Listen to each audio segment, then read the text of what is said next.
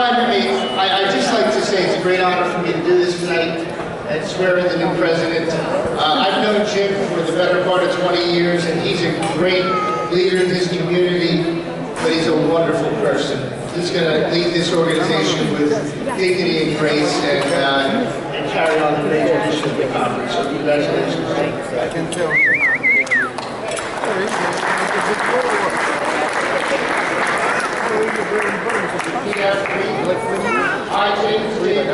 I, James J. Perry, do solemnly swear that I will support the New Jersey Conference of Mayors That I will support the New Jersey Conference of Mayors in the state of New Jersey, in the state of New Jersey, and I will faithfully and impartially and I will faithfully and impartially perform and discharge the duties of perform and discharge the duties of the office of President the office of President of the New Jersey Conference of Mayors according to the Constitution according to the Constitution and bylaws and bylaws to the best of my ability. to the best of my ability. So help me God.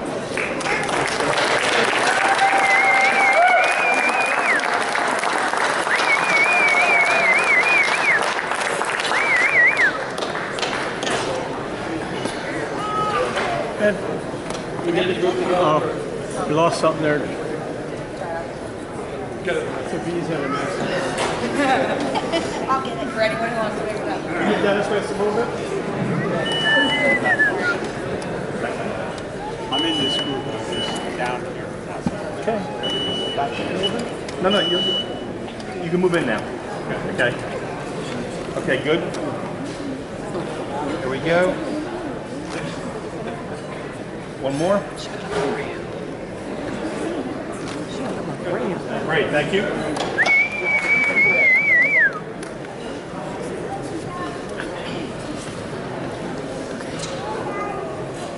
Okay, hello everyone. I'm going to try to keep this as quick as possible. I've only got about 15, 20 pages here. First of all, I want to say I am truly honored and humbled to be named president of the New Jersey Conference of Mayors. I follow a long line of truly great mayors that have held this position in the past. John spoke about me, where John go. But one of them I'm honored to have come down to Atlantic City to swear me in is Assemblyman John the Mayor.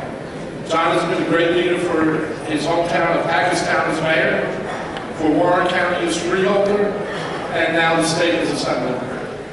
I have known John and his wife for almost 20 years now, and I'm proud to call them friends. I also want to mention two of my mentors as I've been mayor. The first one is a name that everyone knows, Tim McDonough, the mayor of Hope, New Jersey. Tim and I have had many long conversations on many issues, and Hope is lucky to have him as mayor, and the state of New Jersey is lucky to have him doing all the work he does and also being the chair of our legislative committee. The second person is the late, great mayor of Mount Arlington, Mayor Art Ondish. Art and I would often drive to meetings down in Trenton and discuss many issues. He was truly a great person, and his presence here is missed. Since I've been involved with the New Jersey Conference of Mayors, I have met many amazing people who I work closely with and I am proud to call friends. I admire the dedication and all the service they do for their communities. I was going to read a list of them, but then Jack would be pulling me off the stage because my speech would be way too long. But I do, again, want to mention one mayor in particular, and that is Mayor Phyllis Magazine, and all the time and effort she has put in as president over the past year, and also for her campaign against domestic abuse. Phyllis, again, I thank you, and we all thank you for all you've done.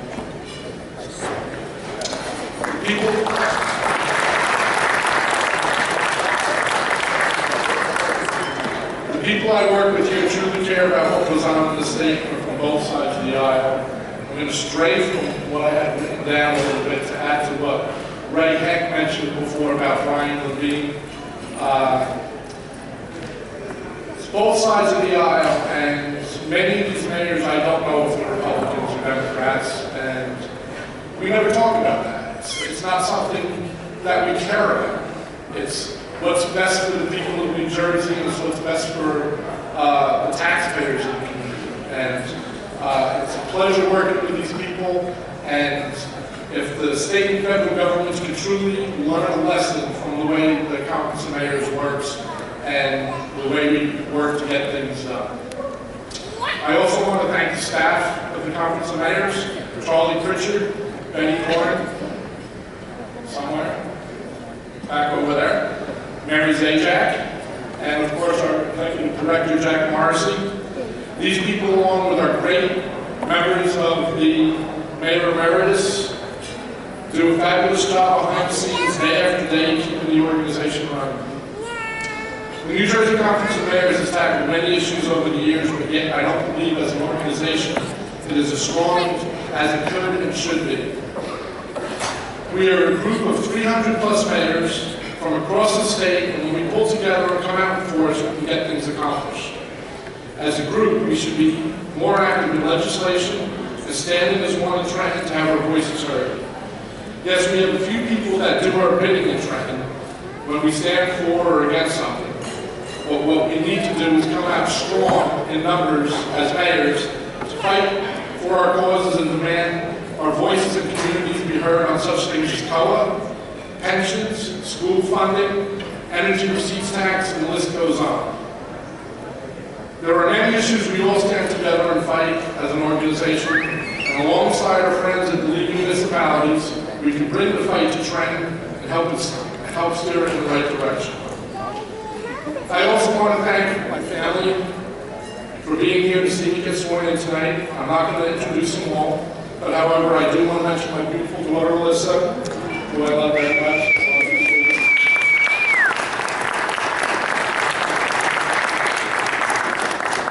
And my son, Jesse, who cannot be with us tonight, which I will get into in a moment. One of the issues I'm going to make my priority this year is a campaign on opioid and heroin addiction. Something you've heard a lot about down here over the last few days.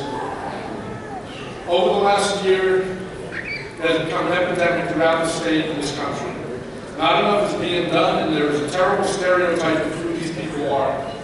It could be lawyers, doctors, politicians, teachers, cops, or just the average Joe living next door. On October 16th of 2014, the mayor of Seaside Heights lost his son to a terrible addiction.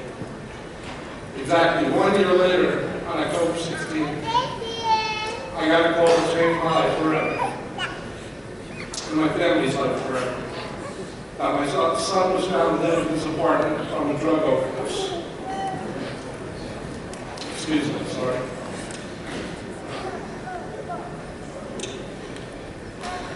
It doesn't end there. 1 year later, on October 28th, I got a call from my sister Patty that my great niece Amber had lost her life to heroin. This is my sister Patty here and Amber's mother, Lori. The epidemic not only affects the person using it, but also the people around them. The numbers just keep growing until this has been declared an epidemic, and we get rid of the old stereotype of what a drug addict is, and strong action. Excuse me, I have to clear my glasses and my eyes. Strong action is taken by the powers that be to stop the drugs from coming into this country. We're just going to keep losing more and more family members. And don't think it won't happen to you. I used to think it wouldn't happen to me. In New Jersey, since 2010, we went from 306 deaths to 961 in 2015. And from 2012 through 2014, there was 3,769 deaths from drugs. So I invite you as mayors to help me attack this epidemic, along with inviting the leading municipalities to join us to help stop this epidemic this year. This is an issue that needs to be attacked from the highest levels, and to end my speech, I want to call up Jim McDonough, Mayor Phyllis Madigan, Mayor Ray Heck. Ray still here? To give our final presentation, the final award, the Art Ondish Award of Excellence in Leadership, to the person who is At the forefront of the campaign against drugs, Colonel Fuentes, the New Jersey State Police.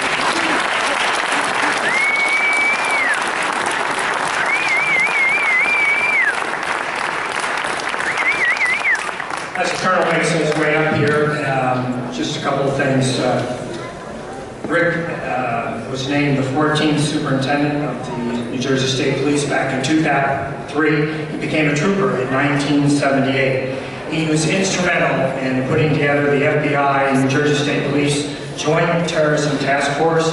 He's worked hard to form and beef up the narcotics unit in the New Jersey State Police, formed the street gang within the New Jersey State Police, the intelligence section, and was State Trooper of the Year, all during his time as the New Jersey State Police. People at Hope have heard me say this many times. Thank God for the New Jersey State Police.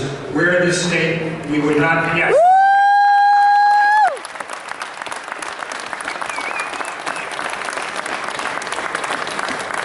People only knew when we're almost speaking what the state police is doing for us, whether it's in the air, on the water, in the cities, in the schools. The state police is there. Our emergency management plans, we didn't know what they were until Colonel Rick Fuentes came on board and made every town put together an emergency management plan.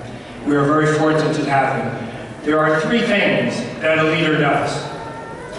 He assists, which the Colonel does and the state police does. They inspire, which this man has done for many years, and they depend on others. And what a group he has to depend on, the men and women of the New Jersey State Police. It is a real honor to introduce to you a real good friend and a good friend of this organization, a great friend of the state of New Jersey, Colonel Rick Fuentes.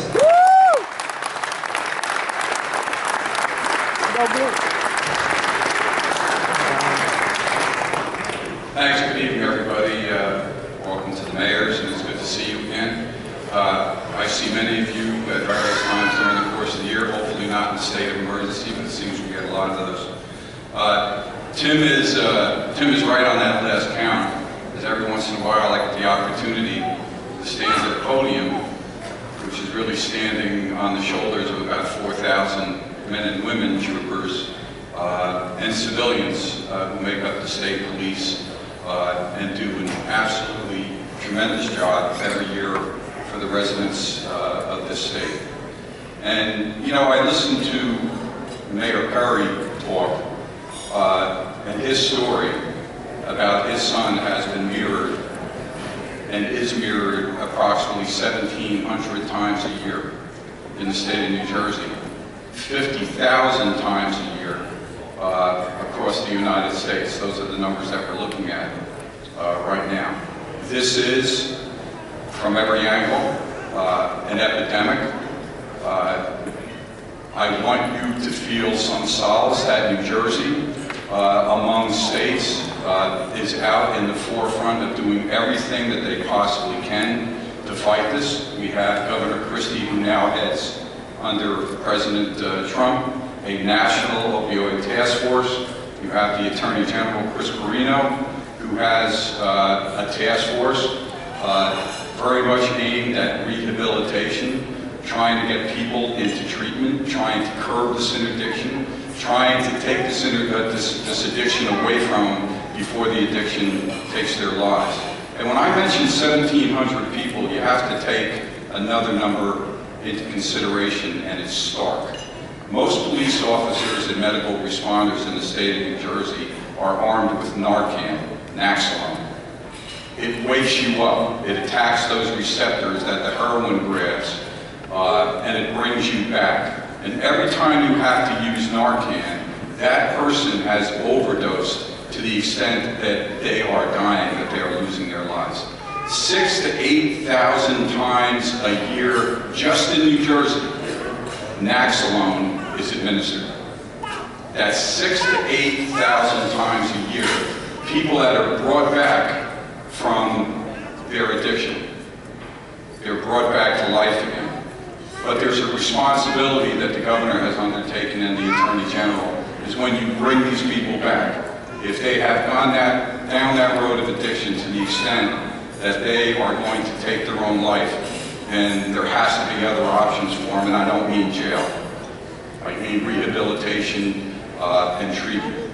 What we're doing on the state police side is we have a program that many of the mayors have, I'm sure, heard of, called the Drug Monitoring Initiative. We've been doing this since 2012, when we first saw heroin beginning to poke its way into a drug of choice in the state of New Jersey. I come from a background in the 1990s where I was assigned to a unit that investigated cocaine shipments and marijuana shipments, and I thought that was an epidemic. This is far worse than that. But what we need to do using our Fusion Center, the Regional Operations and Intelligence Center, is share information that we get with our law enforcement agencies, with the medical community, and with the public health community. Those two things are magical ingredients. Public safety, which is law enforcement, and public health, the health department, and the county health agencies, are two components of government at the state, county, and local level that used to be mutually exclusive. They wouldn't talk to each other. One was trying to hold data because of privacy, and law enforcement was trying to collect data because of the job that they had to do. It took about a year, but we bridged that partnership in the state of New Jersey. We look at shootings, we look at gun recoveries, we look at crime, we look at medical admissions and hospital admissions for drugs, we look at medical examiner data. We look at this every single day, and we look at heroin stamps and seizures, because every single day we can draw a picture of what the heroin issue looks like in the state of New Jersey. That allows law enforcement to deploy its investigative and patrol resources in a more intelligent manner. It allows public health to position social services and rehabilitation services in areas of the state where it's really needed. In addition to that, we do a phone call every month with 250 partner agencies from health and from law enforcement from about 15 states. Right now, the DMI template, as we developed it over the last 5 years, has been adopted by Vermont, Massachusetts, and as far west as Utah. The Drug Enforcement Administration in Washington has just picked it up as an initiative, and we're trying to get the DEA to the point now where they can gather information on, let's say, a weekly basis, so they could be more primed to know what to do with their resources. At the end of the day, ladies and gentlemen, we got to take this back to the cartels. The Sinaloa cartel, incidentally, the leader of that cartel, as I speak, is sitting over in the Brooklyn Detention Center in New York, awaiting trial. The problem is when you cut the head off these organizations, another one grows back, and it's a hydra. So we have to take this, there's a responsibility here that Mexico shares, not just the United States. And I know that Secretary Kelly and Attorney General Sessions were just down the southwest border, and I think that's the right recipe to undertake that. So I'm very hopeful that they could work with the Mexican authorities to do everything they can at the border to keep the flow from coming across. I want you all to know, especially here in the state of New Jersey, that we're doing everything that we can. So God bless you, and enjoy the rest of enjoy your raw bar tonight. I know I'm in the uncomfortable position of being between you and the raw bar and the NFL draft. Anyway, God bless you all. You do great work. I look forward to seeing you all soon. Thank you for this.